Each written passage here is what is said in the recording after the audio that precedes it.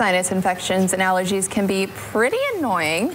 But when we get respiratory infections, it can downright just knock us down. Absolutely. Here to tell us about another respiratory virus that's going through the Midwest, the human metapneumovirus. Metapneumovirus. Metapneumovirus. There we go. HMPV. There you go. That's HMPV. That's how we break it down. But here to tell us more and what we can do to prevent this and how to say it is Nurse Christina Paris. So thank you so much for joining us today. Hi, good morning. So what is the metapneumovirus? Hey, very good. Metapneumovirus. It's really just a fancy word for another type of bronchial or respiratory infection.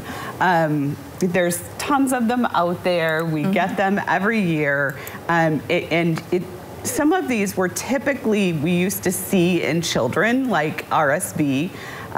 But now we're seeing these more in adults as well. And I don't know if that had something to do with COVID and how we were protecting ourselves before. And now it's, we're more vulnerable, but we are seeing this. Now, this is not a virus that we're going to typically see now. I mean, there are cases if you go to the CDC website, but its peak season is January through March. I'm a little behind, although I just learned of this virus. I didn't even know it was around, and it existed since 2001 when it was first discovered. So, yeah. So how do you distinguish between this virus and others? So the best way, anytime that we have a viral infection, we have a cough, a cold, we're sneezing, you want to go to your doctor and just check out or call your provider. Oftentimes we can treat these at home, especially viral infections, but but there are tests that can be done. So we all remember the COVID tests, or we go in the nose. So there are those that they can run that will cover a whole, like 10 to 12 different viral infections.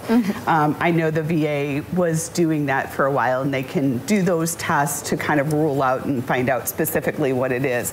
Although it really doesn't change the treatment for it.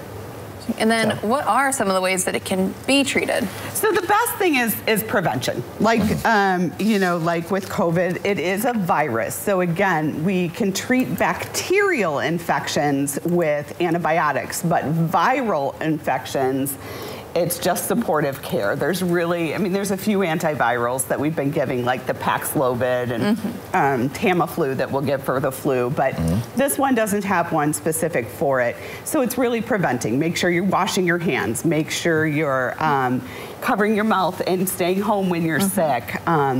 And cleaning all surfaces. So if someone in your household is sick, make sure that you're cleaning surfaces. If you go out and about, you don't have to wear gloves and all those things that people were doing during COVID. But when you come home, make sure that you're washing your hands right away with hot, soapy water.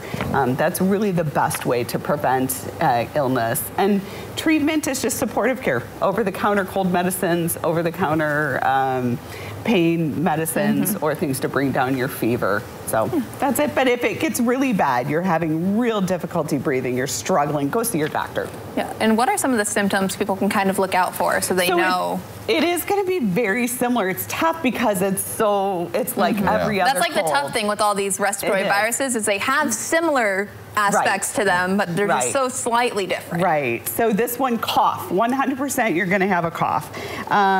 Some people have shortness of breath. Some people will have nasal congestion. Their nose will start to run. That's the rhinorrhea. I totally butchered that word. Dyspnea, which is just shortness of breath. Hoarse, you might be hoarse in talking. Wheezing a little bit, so that your breathing's going to be a little different. You're going to hear that just breathing. You're going to hear it. It's going to make noise.